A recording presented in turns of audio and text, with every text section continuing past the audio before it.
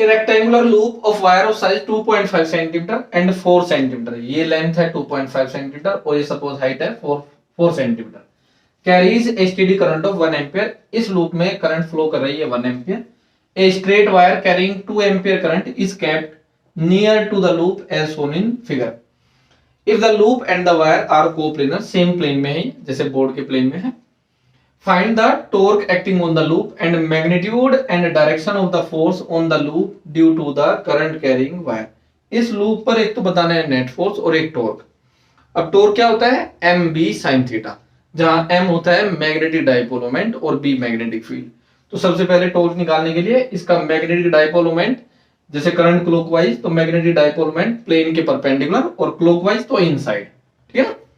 So magnetic dipole moment है inside M इस loop का।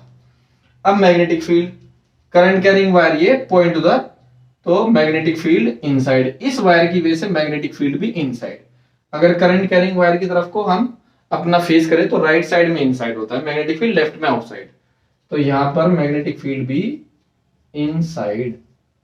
नाउ टॉर्क होता है, फर्स्ट पार्ट में पूछा जो m b sine theta, magnitude अगर वेक्टर फॉर्म लिखे so m cross b, so theta m और b के बीच में एंगल कितना है 0 degree, because both are in the same direction, as m and b are along the same direction,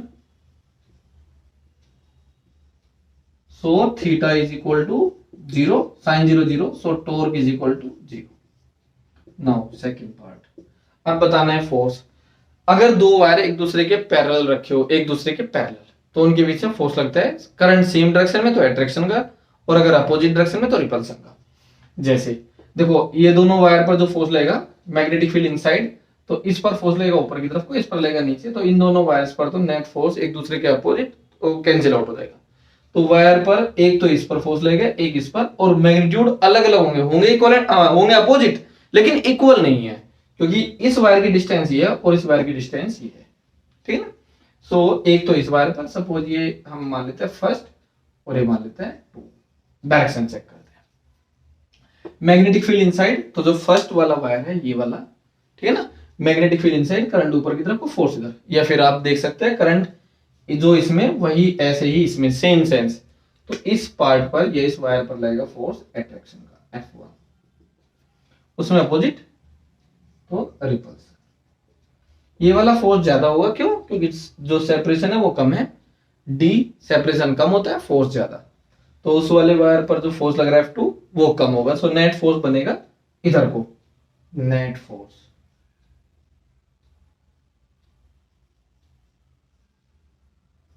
F net किसके equal, F1 minus F2, तो कौन सा ये, अट्रैक्शन का। ओके, सो F1 माइनस F2 फाइंड करना है।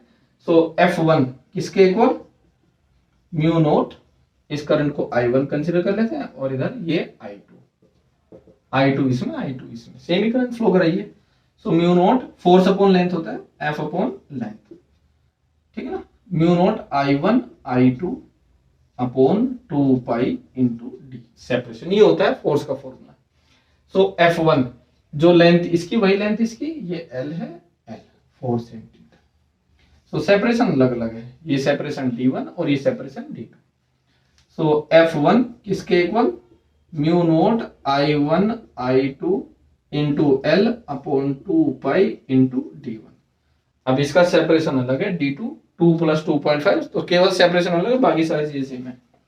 So F2 is equal to mu naught I1 I2 into L, length वही है जो इसकी वही इसकी, 2 पाई, सेपरेशन है D2, D1 है 2 सेंटीमीटर और D2 है 4.5 सेंटीमीटर। सो नेट फोर्स देखो, D कम तो फोर्स ज्यादा, so F1 minus F2, mu naught I1 I2 L upon 2 pi तो कांस्टेंट, आउटसाइड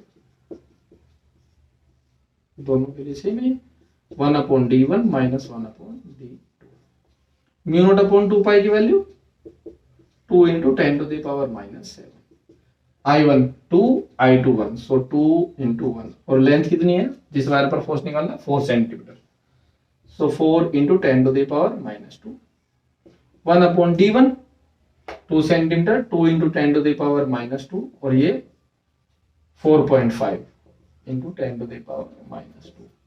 10⁻⁻², तो यहाँ से कॉमन आगे कैंसिल आउट हो जाएगा, या मल्टीप्लाई कर दो। ये 2 इंटू 2 इंटू 4 16 इंटू 10⁻⁻7, और ये 1/2 माइनस 1/4.5 एलसीएम लिया, 2 इंटू 4.5 लिख दो। सो यहाँ पर 4.5 माइनस 2, सो ये बचेगा 2.5 अपॉन समथिंग। सो 16 इंटू 10⁻⁻7 इंटू 2.5 अपॉन 2 इंटू 4.5।